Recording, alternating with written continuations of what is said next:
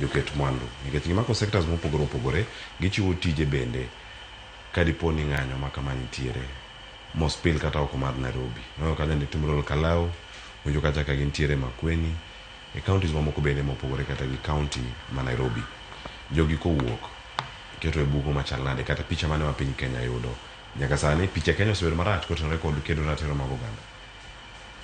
Erokamano Cleophas, piny ka poni nigi winjruok sana kuom biggest sector mar economy and a very good thing, is a big plus. Koro aja miye example jirano ma Tanzania ineno ka sani gi kwe ang'eni gima med nyalo bedo a limit to them is education. But aja chao kama Osibano opinion ni why Kenya. Apani Kenya we can say we are the informed. We are ahead. We are actually ahead academically, development wise. We are more civilized. Why it is very much more felt in Kenya because they come up with them, they know what they're doing, and they are learning as well. I don't believe they could be that dirty.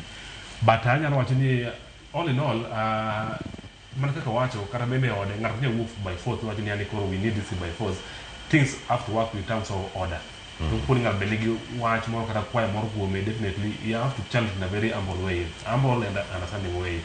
And give a bit of Yalmi or Sirkal, but Yalo Bedogi take some of the win jog because kata example one game activity more money or very open man the whole government no otamre bedo kode kanya achiel kolor kod chado mano yudo piny mar Tanzania mano bonge mangi nikech sirkal be pitwa ni kama ga joma chado kama ga pile gi koro au kan mo take our responsibility no kono jogi koro apa mi metanga mano keto piny na in a very tight corner mono mi take sana mono mi ngato konyi but all in all Cleophas karak boni mago pol de mede but pod ok nyal ina ngato mono mi take responsibility kara mo take a risk necessary mono mi at least chagi more maran in a sensible way.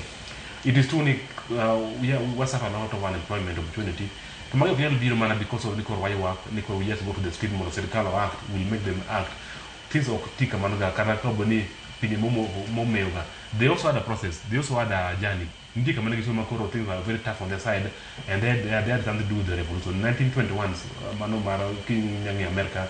Even in our country maybe gimanya no wacho Cleophas okay to kama tek mono at least ngato kama pila idea manyalo konya gode kare gimo manyalo timo but poro gnel mo ngato go ahead mo your race because all along obel karamana gimo mana ngato timo is all about ngato the extra mile or risk whatever he has karamel bi manyalo bedo godo karamel the skill manyalo bedo godo ko parni gidi can it really work best in the market nyalo timo 1-2 test more maybe nyalo through at very fast attempt more nyalo be through even after even 10 attempts. But at the end of the day, Niji come up victorious. You do more better over Kunuma Gitime, Moko 1, 2, 3. It's possible, Cleophas. Other example, especially what talk much about use Magwama or Maweni Sanipin Tech, Onge Gima, Kanganya.